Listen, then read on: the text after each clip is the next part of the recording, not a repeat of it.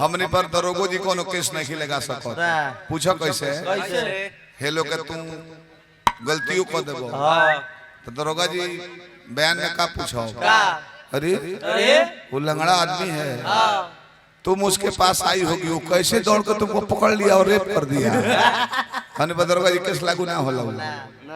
अपहरण का भी लागू ना हो का है ये तो लंगड़ा है खुद कैसे चलेगा अभियंता हमने पर लागू ना हो यही से जो न चले आवेला प्रयास कर ले कि दुष्कर्म कर दिवा के भाग जाला लोग खाली गाड़ी देवे के केस हुई पिंकी के पेट में जीवा लेकर रह गए सो हां पेट में अल्ट्रासाउंड भइल डॉक्टर साहब कहने की तो जीवा लड़का रह गया है एक और पति टेंगारी किलाट मास्टर हमें टेंगारी असलम नाम है राजपुर के मुस्लिम हमें भरत शर्मा संग बजावे चल गए दिल्ली आ तले टेंगारी के भाई एगो छिनारी बाड़े हिंगा से लाइन सेटिंग को ले जल्दी चलो अबू बड़े बाहर मरद आ तले इनकर देवर इनका का लागल व्यवस्था देवे दू गो लड़का पेट में रहले सन एगो कहता कि भैया पापा आइल बड़े जो नीचवा रहे तो कहता चुप गेट पर हम बने ते कैसे जान गए पापा ना है अंकल जी हैं तो वो कहता कि ई कैसे चिन गए कैसे चुप रहो पापा किलाट बजा ले देहाती आदमी हमें एंगा वो घर ने घरे घूमल फिरेले ये अंकल जी हमें इंजीनियरिंग करता रहे टोपी पहन के आइल बड़े गुजर की टोपी पर जरब नहीं आई टोपी पहन के मुड़ी में धूप ना लगे अब जब कॉला होता है एक और ही बात बाहर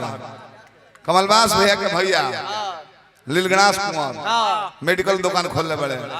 एगो लड़का को बॉम्बे से लौटो रहे क्या कहले 5 कंडोम दो वो गर्भवती देखो तो शिष्टाचार में बात कीजिएगा शिष्टाचार मेडिसिन है ना दवाई है 5 कंडोम दो अरे भाई साहब थोड़ा इज्जत से बात कीजिए तो वो बोलने लेकर रहे चैनवा खोल के अपन एथिया बोहरे निकाल के कहता कि शिष्टाचार में बतिया बनू हाँ साहबजादा जी के 5 गो शेरवानी सूट तो बरियात कर जाएगा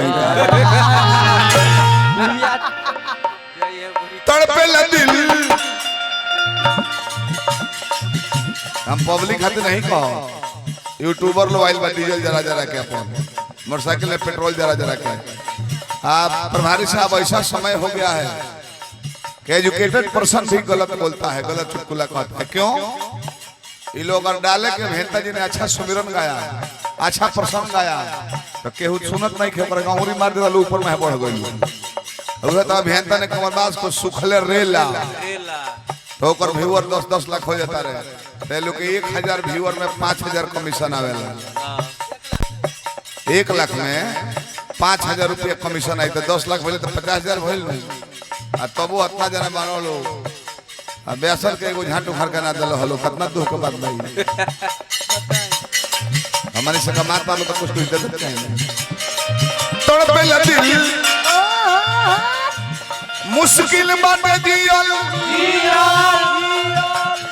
लगता कि छुट्टी नहीं जीवन भर पियल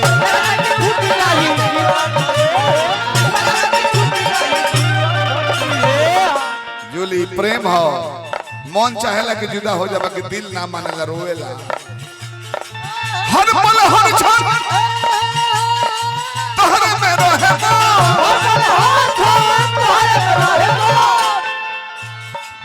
हर दम रहीला इंतजार में हर दम रहीला इंतजार में दीवाना बनी तहरा प्यार में असल बाड़े राम रोम मन रुआ रुआ देखा था कि ना घट घट घट घट घट घट घट कहत रहे घट घट में बड़े राम तो हम तो उहे न कहमी घट घट में माने घर दुआर खामा जनरेटर सब में भगवान बने तो हम कोनो गलती तो ना कर कि रूम रूम में रूम रूम में जो बसता है वही राम है। ये नहीं सुन नारद जी के बात।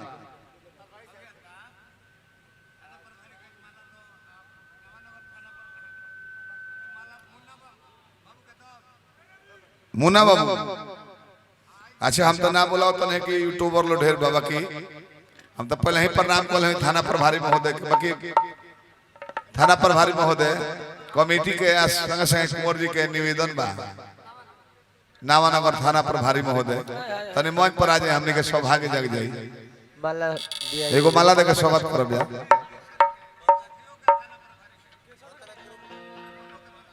आ केसर के मेल में का प्रभारी जी रउआ जाए रउआ तो हमने के संबंधी बानी दोस्त बानी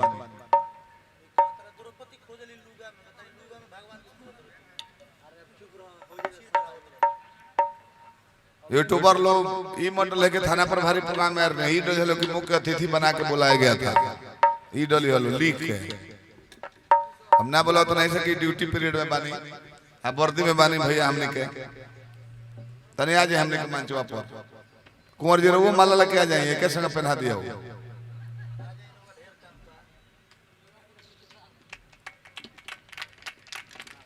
हमने के प्रोग्राम में ऐसा ऐसा हस्ती आके 2-4 घंटा समय देता नहीं लोग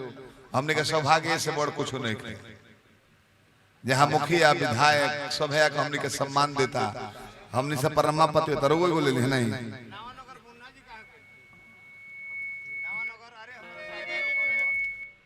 मोना भाई नवानगर थाना से लोग नहीं हो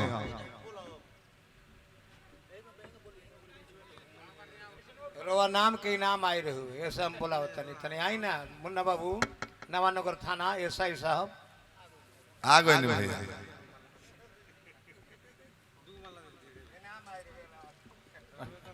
मोना भाई तने हम लगे आ जाएंगे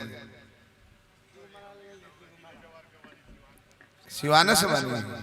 आए देखने है कि सरइयों पर सिवाने के बने एगो रामा शंकर यादव व्यास जी के संबंधी विनोद यादव जी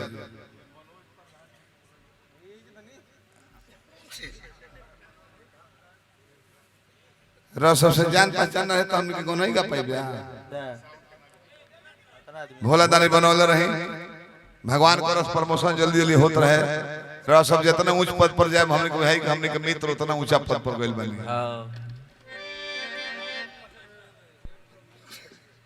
अच्छा चली कमलवास टूर जी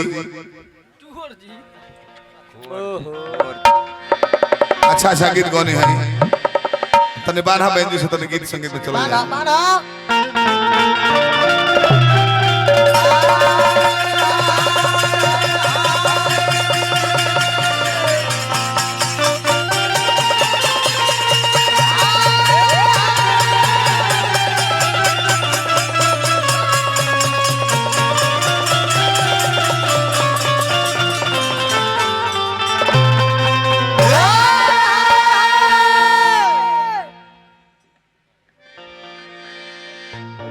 लाइट छूटल बा हेलो तने हारमोनियम भाई थोड़ा सा खोल दिया केहू को लाइट बार ले जाओ वाह तने हारमोनियम खोल दिया 200 रुपया खींचती है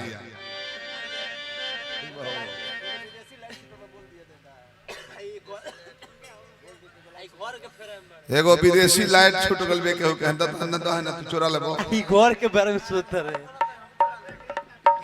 भाई बोला था नहीं हम चुरा ले फ्लेक्सी कंपनी के लाइट हो बार दी बेंजी वाला के मुंह कुंवर जी का लगे तो पता लगी उनका मुंह पता केहू के छूटल भाई जा भैया के ले जाइए अपन ए कुंवर जी के हाथ में लागो रही त ई लाइट डुमरी से जीवन भर हटित ना एगो चौकी से थर्मस चुरा ले अरे सबके देन बा ए दक्षिण क्षेत्र है दक्षिण हनु एने जितना चाउर के गावा गाई राइस मिल बा भैया अतना धान हमनी के बिहार में कहीं ना होला कहीं नहीं कुंवर जी वाले उन्हें को टमाटर होला टमाटर बेचे ले लो बक्सर बैठ के भोजपुर बैठ के एने से चाउर जाला हमारा कुंवर भैया के माण भात मिलेला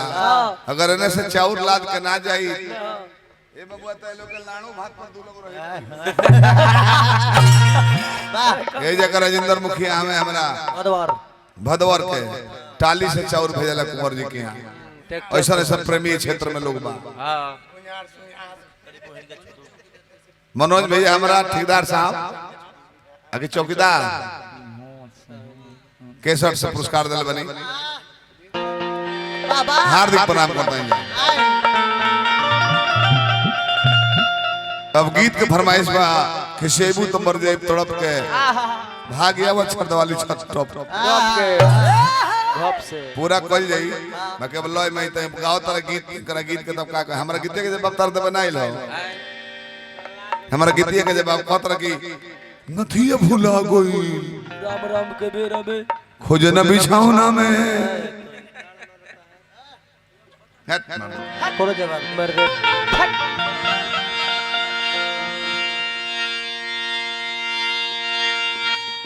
सवरिया ये नाम हम जी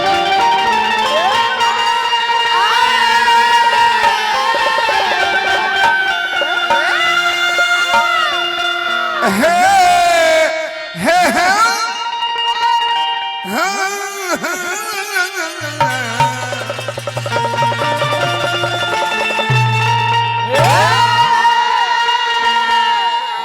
लाइट बा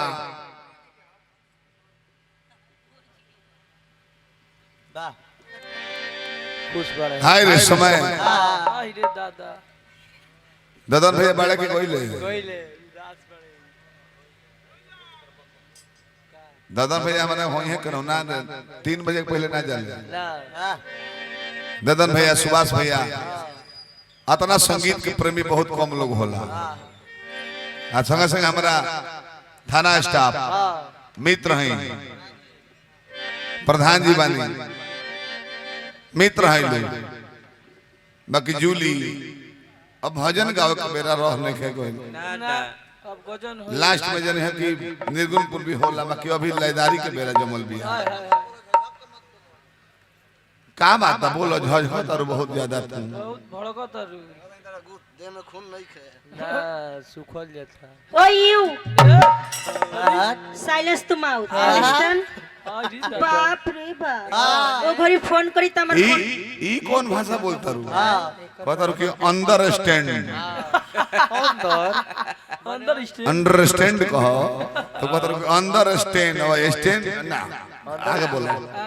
ओ घरी कहानी बार बार ए जानू फोनवा उठा ना ली बड़ी भाव खतरानी अब हमारे से एक शब्द मत बोलो कहा तनी कि झनक के बोले तनी इतना फेर में बनी अभी भाई के बोला के बाता बाता कटवा दे बाता बाता कटवाई वो कितना हमारा दर्द हुई ऐसे नहीं मर रही हमार लड़वा कटवा दो हम मर जाए ए सुनी ढेर जन बोली ढेर बोलो तो बाबूजी के बोला के गोली मरवा दे बर्बाद लेबू बाबूजी से मारो आगे भर में लगल बड़ो तू गोली प्रेम से तरह बोले के चाहे पागल इंसान धन हो मार दो तू गोली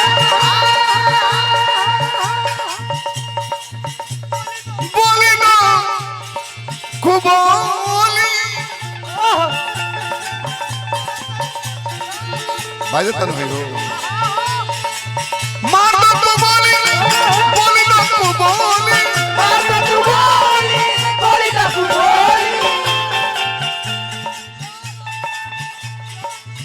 जनम प्यार के बुखार में पिंकी जनम प्यार के बुखार में दीवाना बनी तारा प्यार में दीवाना बनी तारा प्यार में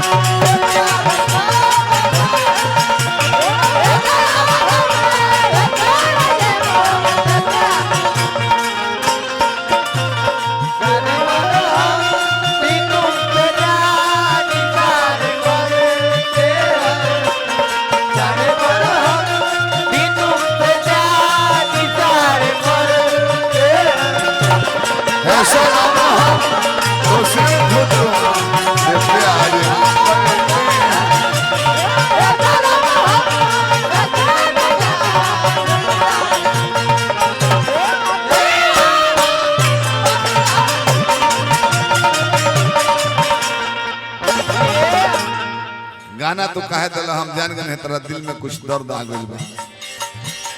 बाकी प्रशंसा कोई दिल है ना वो लाली लाली उठावा से यह न चले आई कि माइक तुरंत खुलवा दिए खाली तार लो कि माइक का है कुछ से खा के ये हमारी जूली है 150 कोडलेस डेरा पर बाई का 150 में कब ले ली पिंकी के डेरा पर भी 70-80 को कोडलेस माइक बा दू बोरा कहा जाने कहा भूलवा दिली सो साउंड वाला जो के हार जेलो ना मिली हो जाते हैं सो कपड़ा चेंज निकाल दिया सब भैया भैया पिंकी के डेरा पर छापा पड़ा बापू हे बबुआ 750 कंडोम यूज कोइल मिलो बरामद 750 कंडोम अश्लील एक शब्द नहीं खबर तो नहीं बोले कंडोम शब्द अश्लील नहीं है हम सबके सामने कह रहे हैं हमारा प्रभारी साहब बैठल बनी कंडोम का प्रचार मास्टर लोग स्कूल पर लिखवा रहे हैं सदा प्रयोग करें जनसंख्या कंट्रोल के लिए दिल्ली में जाइएगा 98 में हम इंजीनियरिंग कर रहे थे वहां पर गौ नहीं छोड़ के घर वाला कर सके चलिए मुझे काम मत सीखो गधा लंड जब लिखा लीला रखा है भगवान बेचारा जब यह काम लिखा रहे तो इंजीनियरिंग कोयला से बाद दरोगा जी पूछा के इंजीनियर हम कॉन्टिनेंटल चैंपियन हो वहाँ पैसा नहीं लगता है इंजीनियरिंग का आपका रेंज चाहिए आज जो भी इंजीनियरिंग कर रहे हैं कि 10 लाख लग रहा है आपका रेंज अच्छा नहीं है आपको प्राइवेट में फेंका गया है रेंज में रहो इलेक्ट्रिशियन के इलेक्ट्रॉनिक्स के कम्युनिकेशन के कंप्यूटर के हार्डवेयर के ये रेंज होता है दिल्ली पूसा में 60 को से अधिक सीट कोनो ब्रांच के नहीं के तो रेंज में रहो तो हम 3 नंबर पर रहने दरोगा जी हमको ब्रांच चुनना था अपने से यस इलेक्ट्रिकली या मैकेनिकल लीजिएगा सिविल इंजीनियर बनिएगा फार्मेसी यानी डॉक्टर इंजीनियरिंग लाइन में अवेलेबल फार्मेसी बाकी वो कॉलेज में हम पढ़ानी तब ओकरा बावजूद करम में लिखल है कि ना जनता के सेवा करे के बाद इंजीनियर रहती दरोगा जी तो कोई को लोग चिन्हे 50 को डेरा पर 50 को ऑफिस में आज रवाजा इंसान एगो होम गार्ड बने में पसीना छूट जाता रवा दरोगा बारे मेहनत कर में तब हम मेहनत करके ब्यासो बननी हम मेहनत करके इंजीनियरों बननी typing short hand chemistry honours कुल हम पहले हैं विकलांग देख ले हम कोनो राजा परिवार का लड़का ना गरीब परिवार के जीवन में कभी कोचिंग नहीं की तब आज ये स्थान पर बानी ब्यासो बनल बनी तो ब्यासो नामे लायक बनी काम भर नाम ना तो का है रवा जैसे इंसान हमारा प्रोग्राम में 1 घंटा बैठ देता नहीं ये हमारा खातिर सौभाग्यशाली के बात बा मुखिया 50 को बैठा रहे हैं ये हमारा सौभाग्य हो ये संगीत सामवेद के देन हो ना तो रउआ लगे जात हुए बैठे थानवा में हॉस्पिटलों से बेसी कापत हुई है हम गोए में 2-3 दिन देखने हो हे बबुआ हॉस्पिटल में तनी कमो कपो यहाँ सब के ऐसा शिक्षा बा 5 मिनट में हम डीएसपी प्रांगण जी के 5 गो रोल देखने भैया 5 गो देखिए हो गरम पड़े एक जन कुछ गो आके चाहिए तो बढ़ जाए बुढ़ावत तनी हो के 5 मिनट में हम डीएसपी साहब के प्रांगण जी हमारा डीएसपी बनी हमारा गोपाल बनी 5 गो रोल देखनी एकदम सीधा साधा ने बताओ तने एगो मुजरी महिला बैठल जे ऑफिस में आपका नाम फलाना फलाना पिता का घर ये जो कांड हुआ है कैसे हुआ है कैसे तो ऐसे हाथ निकालो दरोगा जी बेंत लेके एक दौर पर 51-52 छड़ी हम गिनत रहने बैठ के 51-52 छड़ी जब चलल नु सारी नाम लाइन से बक दहले हम जान गए ना एगो जज से बेसी दिमाग एगो दरोगा के होला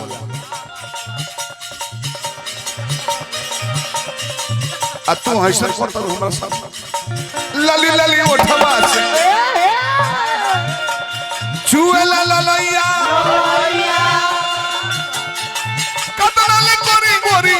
दिल से बड़ैया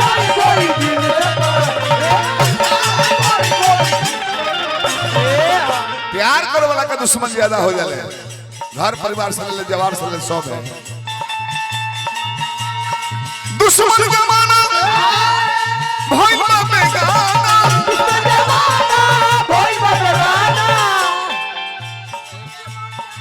करेलू तंगना तू बेकार में करेलू तंगना तू बेकार में दीवाना बनी तहरा प्यार में दीवाना बनी तहरा प्यार में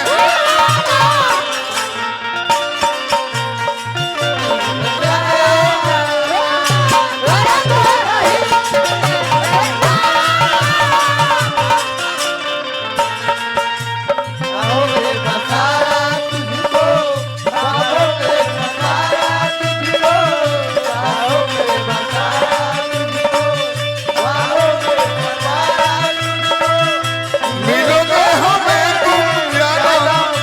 कहीं ना कहीं सुनेंगे तुम्हें प्यार करेंगे नहीं